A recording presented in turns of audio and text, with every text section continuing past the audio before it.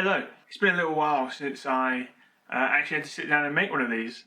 Even though there's only been sort of a week since the last video, I've actually been in Sri Lanka for a month on holiday, and I managed to make 4 or 5 videos while I was away that I uploaded before I went. I ran out of time and ran out of videos. I got back yesterday. I'm still pretty jet lagged, and I thought I'd just make a nice video talking about the books that I read when I was in Sri Lanka and what I thought about them, and maybe also a little bit about where the channel's going next over the coming months. Now, actually, when I went to Sri Lanka, and a more organised YouTuber would probably have some B-roll here, I took my camera and never got it out of my bag because I get distracted easily. I had 2 goals. I wanted to read all 66 books of the Christian Bible, and I wanted to read the Count of Monte Cristo. I managed to finish neither of those things, though I started them both. And I'm also about a third of the way through The Making of the Atomic Bomb by Richard Rhodes. It's an excellent book. I'm really looking forward to finishing it. It's the last day of February today. I'm just not going to finish it this month, and I certainly didn't finish it on holiday. And of course, the main thrust of this channel began talking about these bad boys, the great books of the Western world, and I didn't take those to Sri Lanka. They're far too valuable to me. They're far too hard to protect in a tropical climate. It would have been awkward, and I would have felt unsure about transporting them around the world. But I'm really looking forward to getting back to those, but I want to talk about that project in particular at the end of this video. Anyway, so what did I read in Sri Lanka? Well, the first book I finished was Bring Up the Bodies by Hilary Mantel. This is part of the Cromwell trilogy. Wolf Hall is the first book, probably the most famous book, and this is 3 books, 2 of which won a Booker Prize for fiction in the UK, which is a pretty big deal. Now, I'll probably get around to the 3rd book this month and finish the series off. Is it the most amazing thing I've ever read? For me, no. I can certainly see why people really love this series. I haven't read enough historical fiction to place it in the world of historical fiction and tell you that it's better than any other historical fiction. But what I can tell you is that the book is at least good and worthy of reading if you can commit yourself to such a lengthy read based on the word good. The only gripe I have with the book, even though the story is particularly charming, especially if you're English, it's a romantic view of our history, I suppose. Cromwell is sort of an Uberman type character, hyper competent. That's always fun to read. Is that I find the viewpoint that the story is told from occasionally difficult, which it's just a me thing. If I read it when I was more awake or paying more attention, I probably wouldn't get confused as often, though I often read before bed.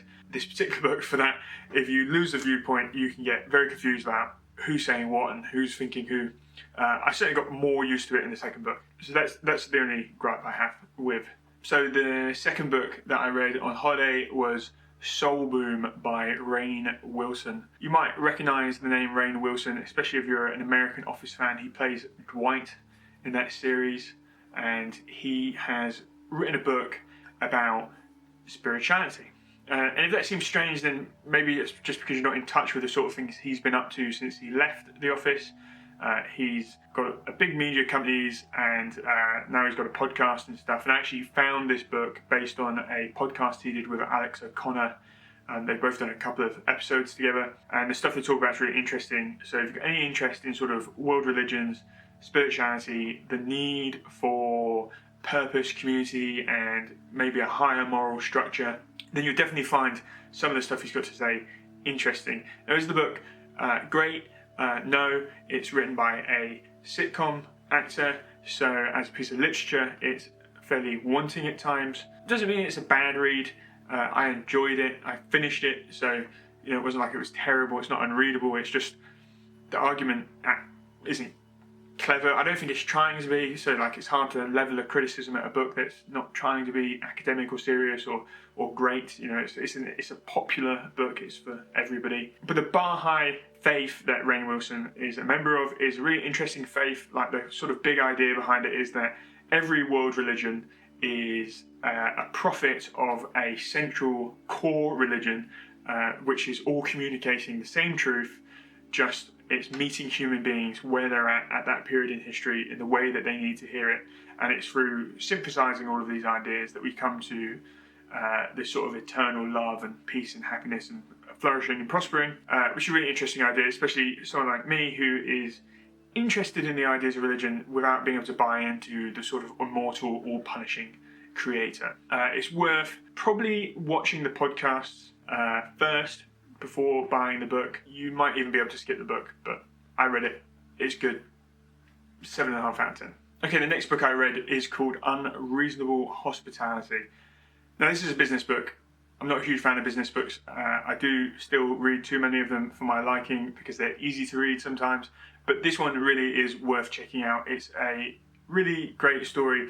It's about 11 Madison Park. It's a restaurant in New York. They went from a middling sort of restaurant into the fine dining world, and they went all the way to the top. 3 Michelin stars, best restaurant in the world. Not the only, but the first American, at least, restaurant to go from 1 star to 3 stars in 1 year, which usually you can only get 1 Michelin star per year. But they embody this thing called unreasonable hospitality, where they basically go above and beyond to treat their guests in a way that makes them feel special. So, for example, when you go to most restaurants, you walk up to the door and you say, "Hello, I'm Mr. Smith," and they say, "Oh, hi, yes, I've got your booking here.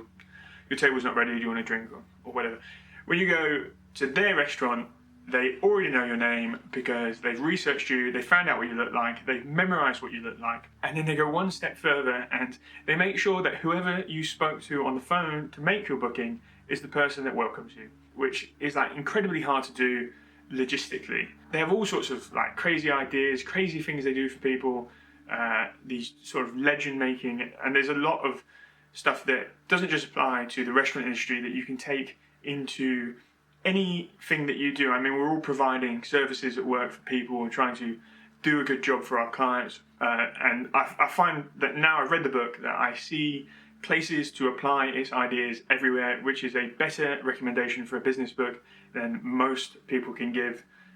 Because most of these sort of books, you read it and you think that's nice, but then you never think about it again. So definitely check out Unreasonable Hospitality. It reminds me very much so of a thing that Penn and Teller talk about, the famous Las Vegas magicians, where something can look like magic just because somebody's put way more effort into it than you ever considered possible. And that's certainly sort of the big idea behind this book. Okay, a really quick review, because I can't tell you too much about it because it would totally ruin the book for you.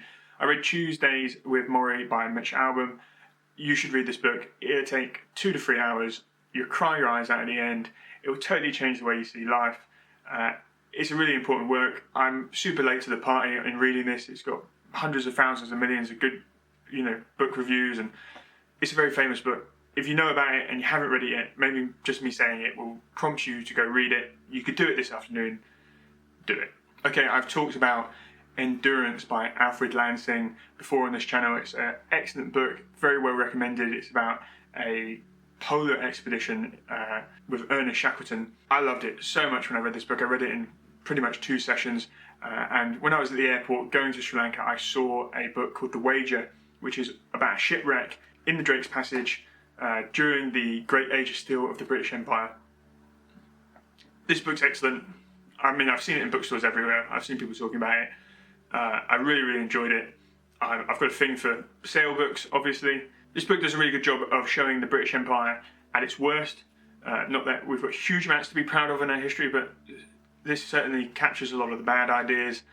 We've got slavery, scurvy, pointless wars, arrogant admiralty from caste systems without qualifications. You've got press ganging, all these things that are occasionally still talked about in English society and British society, but rarely get the vivid portrayal that they do in this book. It's an amazing story of men at their very best and their very worst. Okay, so I also read Hackers and Painters by Paul Graham. Now, if you know who Paul Graham is, then maybe you already know what this book is. It's a collection of essays by Paul Graham. He is the founder of Y Combinator, one of the biggest startup accelerators in the world. They've got a huge amount of companies that have gone on to be sort of billionaire IPOs.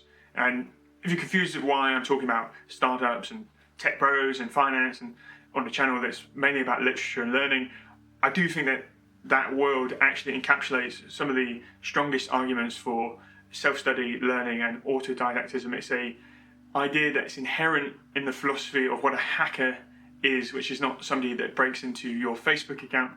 A hacker is got something to do with using computers as an art form. It's a good collection of essays. If you've read a lot of what Paul Graham's already published, and he does have some really amazing essays, it hits on a lot of the same themes. Probably a more impactful book before he was quite as famous as he is now. Books tend to lose their impact as people become more famous because you've already heard the ideas. It's not quite as novel. Graham's not my favourite writer. Sometimes I find that his writing assumes that you've assumed that what he's saying is important more than it justifies its importance. You know, he goes from some essays with like Ramen Profitable, which absolutely define startup advice for a generation, to other essays where sometimes it's just like, okay, yes, but so what? He has a pretty unique writing style. He's fairly fearless about it. It reminds me of a slightly less minimalistic Derek Sivers. It's very punctuated, sentence, idea, concise, clear. You know, there's no real flourish to it. I think it's worth reading, especially if you're into tech, computers, startups. There's a little bit about American culture that's good there as well. Okay, so I mention it occasionally. I'm a engineering master's student with the Open University, and that means that I'm doing increasing amounts of academic writing.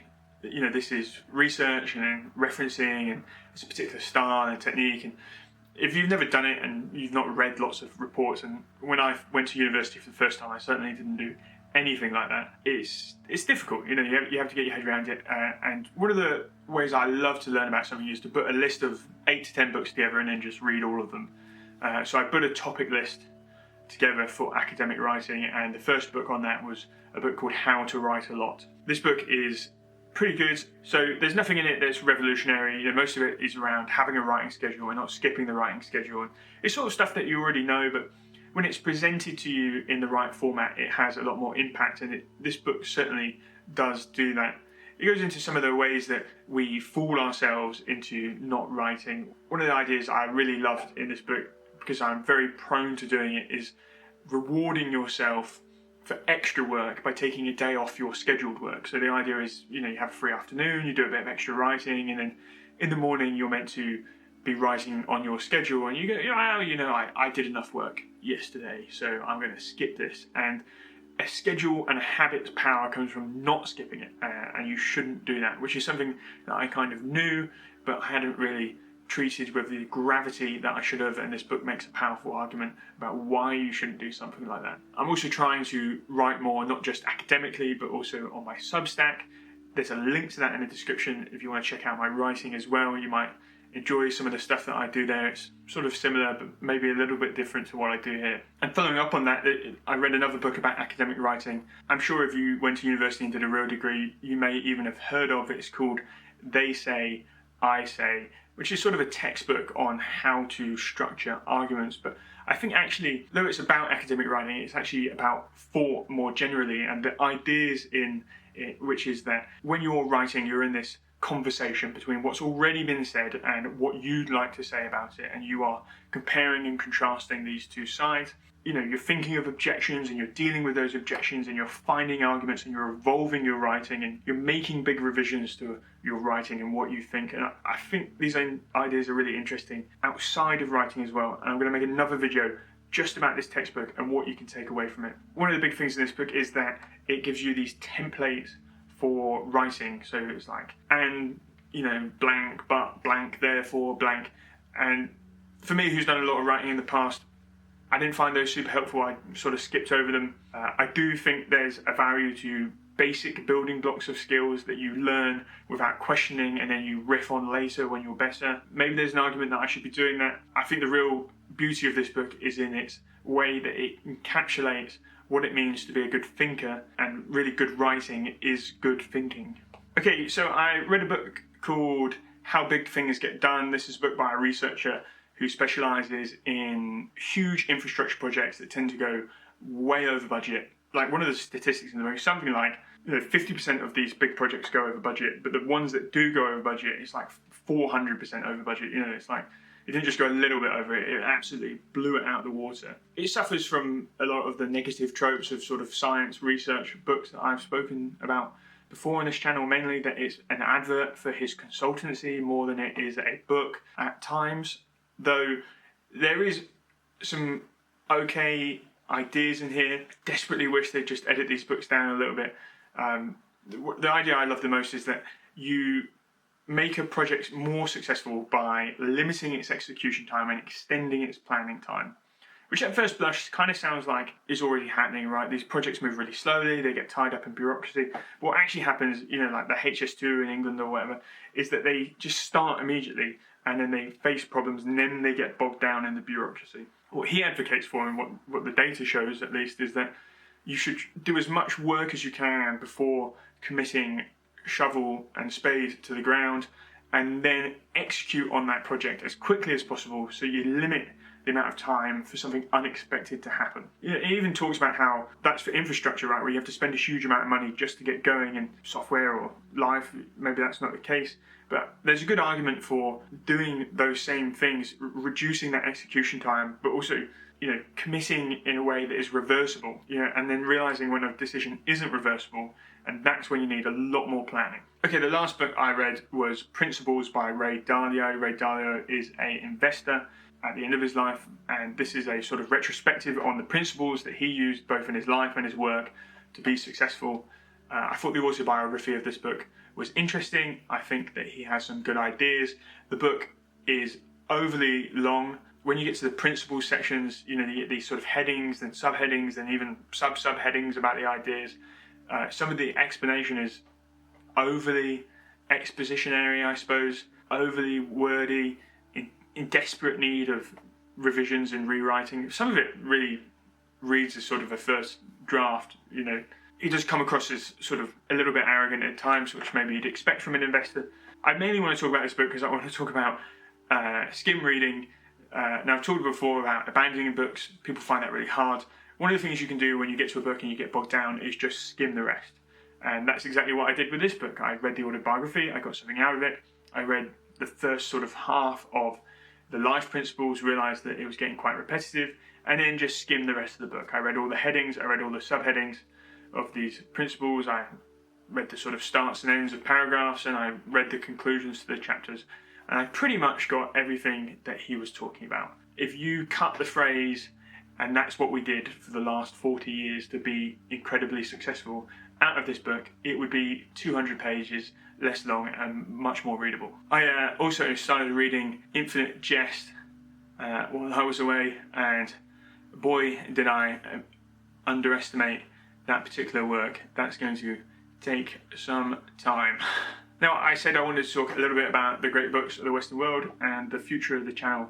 Things have been really great since I started. We've only been going 2 months, and I'm really happy with the response I've got. People seem to be enjoying some of this stuff, and it's really, really great. I expected nobody to watch it, and lots more people have watched it than nobody, so thank you. Now, the last great books video, I made a part 1 of a Plato's Republic deep dive. I wasn't particularly happy with that video in the end, and I'm going to remake that video, and I'm not going to do the deep dive. I was going to do a sort of 4 or 5 parts just on that book. The reason is I have an increasing work obligation as the summer increases. 2, I have to study a lot already, and studying these books in that sort of depth adds too much workload. It means that I never get round to it. And 3, I just want to get through the books. Not that I want to read them shallow, not that I want to read them in a shallow way, but because I want to get at more of the ideas. Everything else I'm reading on top of these books is also engaging with these ideas, and I want to get that context, I want to get that clarity. I like to read relatively slowly. I'm not the slowest reader, I'm not the fastest reader, but I haven't got the capacity to go sentence by sentence through every single one of these works. Originally, I said that I was going to try and avoid doing that, and I sort of fell into the habit of doing it anyway. So I'm going to remake that video of an overall look at the Republic, and then move on to some Aristotle, which I'm really excited for. But hey, listen, a bit of a different video today, more of a vlog style thing. If you enjoyed it, let me know in the comments below. What did you read in February? I'd really like to hear about it, because I write down a lot of your suggestions and I do read the books. Lots of exciting things coming from the channel. Do feel free to subscribe to my Substack if you'd like to see my writing, and subscribe to the channel if you'd like to hear more. My name's Harry Smith, and this is Pages to Practice.